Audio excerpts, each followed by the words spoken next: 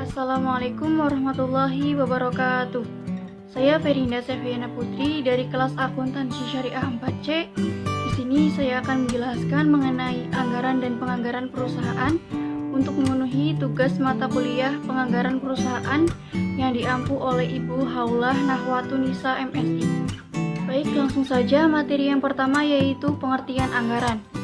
Anggaran merupakan sebuah rencana yang disusun secara sistematis dalam bentuk angka dan dinyatakan dalam unit moneter yang meliputi seluruh kegiatan dalam sebuah perusahaan atau organisasi untuk jangka waktu atau periode tertentu di masa yang akan datang. Selanjutnya yaitu fungsi anggaran. Yang pertama, fungsi pelaksanaan. Anggaran menjadi salah satu pedoman dalam pelaksanaan suatu proyek atau pekerjaan sehingga pekerjaan tersebut dapat terlaksana dengan baik dan sesuai dengan tujuan yang diinginkan oleh perusahaan atau organisasi. Yang kedua, fungsi perencanaan. Anggaran juga memiliki fungsi dalam perencanaan. Hal ini dikarenakan anggaran memberikan gambaran dan ilustrasi yang jelas dan menjadi pedoman dalam hal unit moneter untuk melakukan kegiatan-kegiatan dalam suatu perusahaan atau organisasi. Selanjutnya, manfaat anggaran. Yang pertama, memotivasi dan menumbuhkan rasa tanggung jawab terhadap pegawai. Yang kedua, kegiatan yang dilakukan perusahaan menjadi lebih terarah sesuai dengan tujuan perusahaan. Dan yang ketiga, memanfaatkan peralatan semaksimal mungkin dan menghindari pemborosan dan pembayaran sesuatu yang kurang perlu. Selanjutnya yaitu pengertian penganggaran.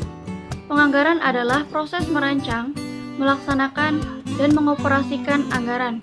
Ini adalah proses manajerial dari perencanaan dan persiapan anggaran, pengendalian anggaran, dan prosedur terkait. Penganggaran perusahaan mengacu pada proses di mana bisnis memperkirakan keuangannya untuk periode mendatang dan merencanakan operasinya. Dalam mengembangkan anggaran, perusahaan biasanya dimulai dengan rencana proyek, kemudian menentukan jumlah waktu, tujuan, dan biaya proyek. Selanjutnya, fungsi penganggaran. Yang pertama, menentukan modal awal. Dengan menentukan budget, kita bisa tahu berapa modal uang yang akan digunakan untuk menjalankan bisnis. Yang kedua, sebagai target penjualan. Budgeting bisa menjadi alat banding penjualan dengan pengeluaran. Jika memang target pendapatan tidak sesuai budget, maka harus ada yang disesuaikan agar bisnis bisa berjalan secara efektif. Yang ketiga, membantu mengontrol pengeluaran. Tanpa adanya budgeting, sebuah perusahaan bisa mengeluarkan uang lebih banyak daripada yang mereka bisa bayar. Budget membantu mengurangi risiko bangkrut karena pengeluarannya dibatasi. Selanjutnya, manfaat penganggaran. Yang pertama, membantu perusahaan dalam memberikan batasan atas jumlah dana yang akan dicari dan dikeluarkan. Yang kedua, untuk landasan yuridis formal dalam menentukan suatu sumber dan investasi dana. Yang ketiga, membantu manajemen terkait untuk melakukan pengawasan karena adanya rincian sumber dana dan investasi di dalam anggaran. Dan yang keempat, merasionalkan sumber dan investasi dana. Selanjutnya, perbedaan anggaran dan penganggaran perusahaan.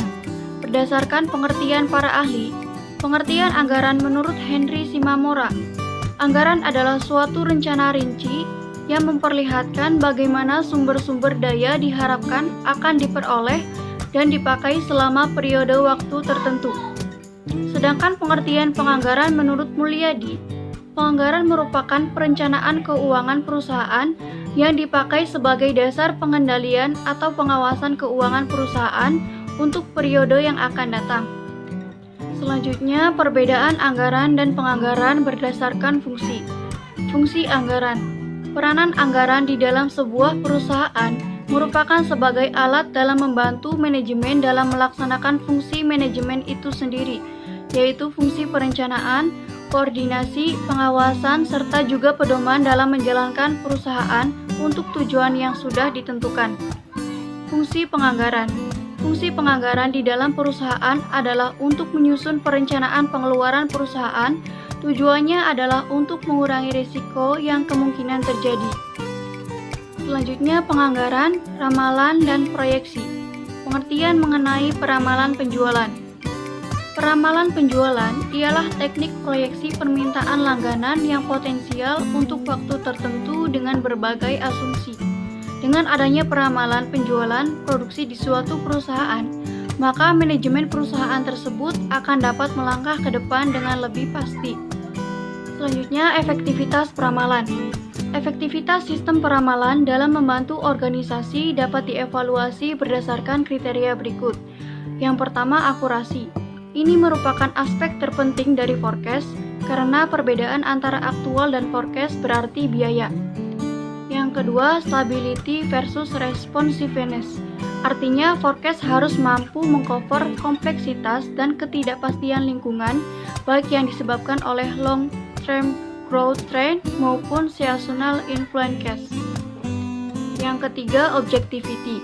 Kadang-kadang kondisi yang diramalkan tidak dapat atau tidak ada kaitannya dengan data historis yang digunakan dalam forecasting. Bila demikian, maka pertama, data tetap diolah secara objektif apa adanya. Kedua, baru kemudian hasil forecasting pada pengolahan data secara objektif disesuaikan dengan memperhitungkan perkembangan terakhir situasi dan kondisi. Yang keempat, timing. Agar sistem forecasting dapat efektif, maka forecast harus tersedia tepat waktu. Dan yang terakhir, benefit to cost ratio. Merupakan perbandingan antara manfaat yang berupa perbaikan kualitas keputusan sehubungan dengan adanya sistem peramalan yang diukur dengan cost saving dan biaya untuk membangun dan memelihara sistem peramalan. Demikian yang dapat saya sampaikan, kurang dan lebihnya mohon maaf. Wassalamualaikum warahmatullahi wabarakatuh.